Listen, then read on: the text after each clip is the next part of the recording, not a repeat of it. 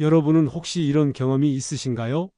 어떤 사람을 만났을 때 그 사람의 말투나 행동에서 그의 부모님 모습이 보이는 경우 말입니다. 아, 이 사람은 분명 부모님이 이런 분이었을 것 같다라는 생각이 드는 순간이요. 사실 이것은 우연이 아닙니다. 많은 부모들이 자녀에게 더 좋은 교육을 시키고 더 많은 기회를 제공하고 물질적인 안정을 주려고 노력합니다.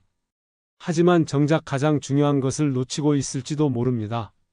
그것은 바로 부모의 삶의 태도입니다. 아이들은 부모가 무슨 말을 하는지보다 어떻게 사는지를 더 자세히 관찰합니다. 부모가 의도적으로 물려주려는 것보다 무의식 중에 물려주게 되는 태도와 가치관이 훨씬 더 강력한 영향을 미치죠. 그렇다면 과연 우리는 자녀에게 어떤 태도를 물려주고 있을까요? 그리고 절대 물려주면 안 되는 것들은 무엇일까요? 오늘 이 영상에서는 자녀에게 결코 물려주면 안 되는 부모의 6가지 태도를 살펴보고 대신 무엇을 물려줘야 하는지에 대해 함께 생각해 보겠습니다. 본격적으로 말씀드리기 전 구독과 좋아요를 눌러주시면 영상 제작에 큰 힘이 됩니다. 첫 번째로 절대 물려주면 안 되는 것은 노력 없이도 성공할 수 있다는 착각입니다. 많은 부모들이 자녀가 힘들어하는 모습을 보기 싫어서 모든 것을 대신 해결해 주려 합니다. 숙제도 대신 해주고 친구와의 갈등도 부모가 나서서 해결하고 심지어 대학 과제까지 도와주는 경우도 있죠. 아이가 스포츠 경기에서 지면 심판 탓을 하고 시험 점수가 나쁘면 선생님께 찾아가서 항의하기도 합니다. 이런 상황에서 자란 아이들은 어떻게 될까요? 그들은 자신이 정말 능력이 있다고 착각하게 됩니다. 하지만 이것은 진짜 능력이 아니라 부모의 도움으로 만들어진 허상일 뿐입니다. 마치 무대 뒤에서 누군가가 줄을 당겨주는 인형처럼 자신의 힘으로 움직이는 것이 아니라는 사실을 모르고 살아가게 되는 것입니다. 더 큰 문제는 이런 아이들이 실제로 실패를 경험했을 때입니다. 그들은 실패의 원인을 자신에게서 찾지 않고 항상 외부 탓으로 돌리게 됩니다. 선생님이 나를 싫어해서, 친구들이 나를 질투해서, 운이 나빠서, 시험 문제가 너무 어려워서 이런 식으로 말이죠. 사회에 나가서도 이런 패턴은 계속됩니다. 직장에서 승진하지 못하면 상사 탓, 동료 탓을 하고 사업이 실패하면 경제 상황 탓, 정부 정책 탓을 합니다. 자신을 돌아보고 성찰하는 능력을 기르지 못했기 때문입니다. 진정한 성공은 수많은 실패와 노력을 통해 얻어지는 것입니다. 넘어지고 일어서는 과정에서 진짜 근육이 생기고 혼자 힘으로 문제를 해결하는 경험에서 진짜 자신감이 생기는 것입니다. 자녀에게는 실패할 권리와 그 실패로부터 배울 기회를 주어야 합니다. 두 번째로 부모의 모든 걱정과 문제를 자녀에게 전가하는 태도입니다. 너 없었으면 엄마가 어떻게 살았을까? 너가 있어서 아빠가 힘을 낸다. 엄마는 너만 바라보고 살아간다. 이런 말들 한 번쯤은 들어보셨을 겁니다. 언뜻 들으면 사랑의 표현 같지만 사실은 엄청난 정서적 짐을 자녀에게 지우는 말입니다. 아이는 부모의 행복과 불행이 모두 자신에게 달려있다고 생각하게 되고 자신의 삶보다 부모의 감정을 우선시하게 됩니다. 더 심각한 경우에는 부모가 자신의 부부 갈등이나 경제적 어려움까지도 아이에게 털어놓기도 합니다. 아빠 때문에 우리가 이렇게 힘들게 사는 거야. 엄마가 이렇게 아픈 것도 다 스트레스 때문이야. 이런 말들은 아이로 하여금 죄책감과 무력감을 느끼게 만듭니다. 이런 환경에서 자란 아이들은 성인이 되어서도 자신의 꿈과 목표보다는 항상 다른 사람의 기대와 감정을 먼저 생각하게 됩니다. 자신만의 인생을 살아가는 것이 아니라 다른 사람을 위한 인생을 살아가게 되는 것이죠. 연애를 할 때도 상대방의 감정에만 집중하고 직장에서도 자신의 의견보다는 다른 사람이 원하는 것을 우선시하게 됩니다. 부모의 문제는 부모가 해결해야 합니다. 자녀는 부모의 정서적 쓰레기통이 아니라 독립적인 인격체입니다. 아이에게는 아이다운 걱정을 하며 성장할 권리가 있습니다. 세 번째로는 부모의 미완성된 꿈을 강요하는 태도입니다. 내가 못다한 꿈을 너가 이뤄다오라는 마음으로 자녀를 키우는 부모들이 있습니다. 자신이 의사가 되지 못했다면 자녀를 의대에 보내려 하고 자신이 피아니스트가 되지 못했다면 자녀에게 피아노를 강요합니다. 자신이 해외 유학을 못 갔다면 아이에게는 반드시 유학을 보내려 하고 자신이 대기업에 다니지 못했다면 아이는 꼭 대기업에 취직하기를 원합니다. 이런 부모들은 자녀의 적성이나 관심사보다는 자신의 미완성된 꿈을 우선시합니다. 아이가 나는 요리사가 되고 싶어요 라고 하면 그런 건 취미로만 하는 거야 라고 단호히 거절하고, 아이가 나는 미술에 관심이 있어요 라고 하면 그런 걸로는 돈을 못 벌어 라고 무시해 버립니다. 이렇게 자란 아이들은 어떻게 될까요? 그들은 자신이 무엇을 좋아하는지, 무엇을 잘하는지조차 모르게 됩니다. 항상 부모의 기대에 맞춰 살아왔기 때문에 자신만의 정체성을 찾지 못하는 것이죠. 30대, 40대가 되어서도 내가 정말 원하는 게 뭐지? 라는 질문 앞에서 답을 찾지 못하게 됩니다. 설령 부모의 꿈을 이뤘다고 하더라도 그 아이는 진정한 행복을 느끼지 못합니다. 왜냐하면 그것은 자신의 꿈이 아니라 부모의 꿈이기 때문입니다. 결국 공허함과 후회 속에서 살아가게 되는 것입니다. 네 번째는 원한과 상처의 감정을 물려주는 태도입니다. 세상은 원래 더러운 곳이야. 사람들은 다 이기적이야. 믿을 건 가족뿐이야. 착하게 살면 손해만 본다.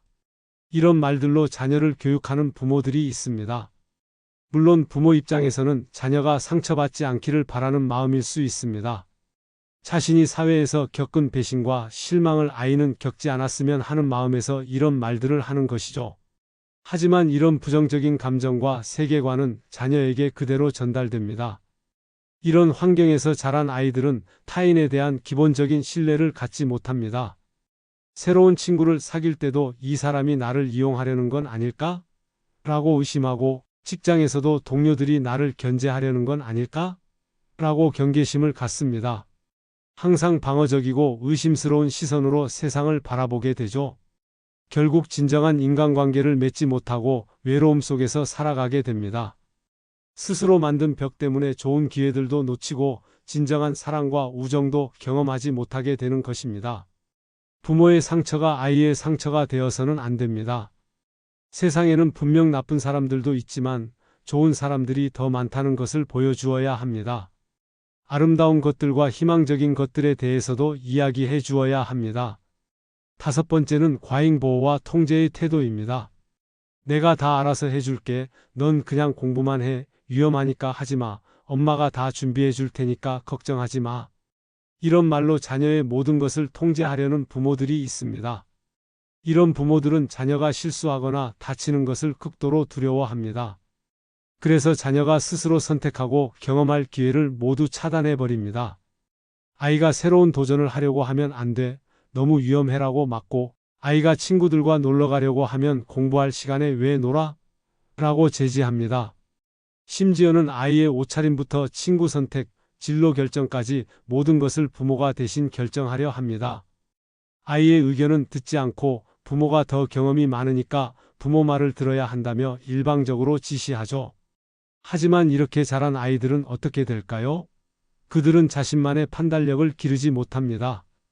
항상 누군가가 결정해 주기를 기다리고 스스로 책임지는 것을 두려워하게 됩니다. 작은 선택조차도 혼자 내리지 못하고 늘 다른 사람의 조언이나 승인을 구하게 됩니다.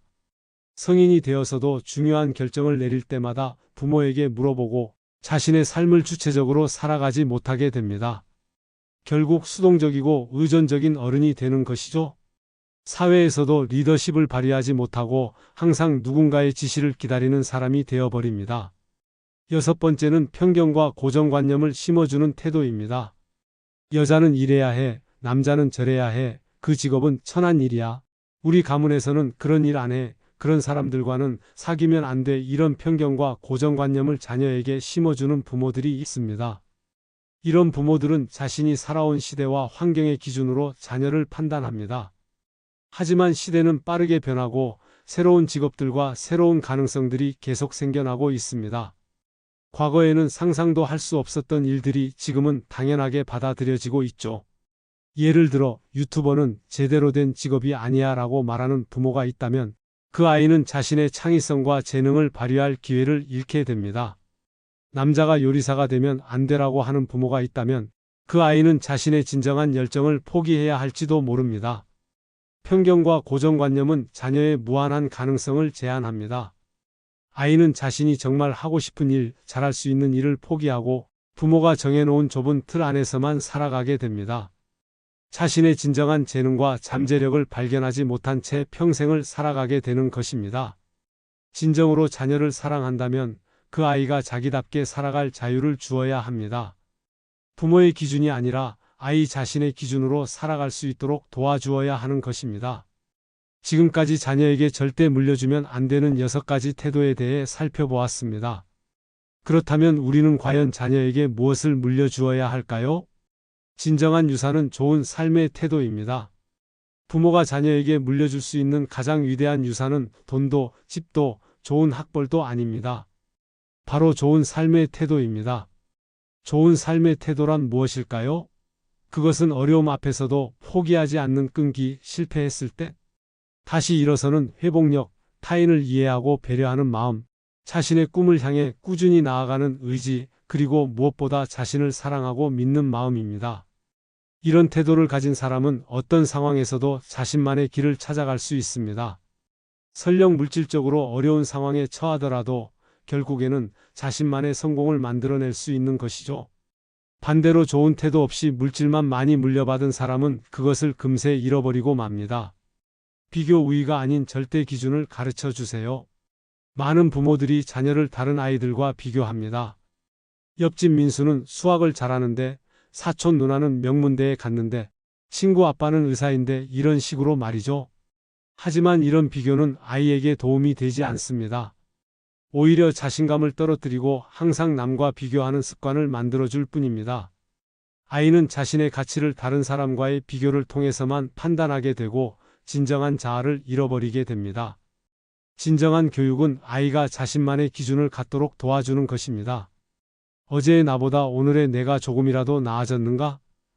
내가 정한 목표에 한 걸음이라도 가까워졌는가? 내가 세운 원칙대로 살고 있는가? 이런 절대적인 기준으로 자신을 평가할 수 있도록 해주어야 합니다.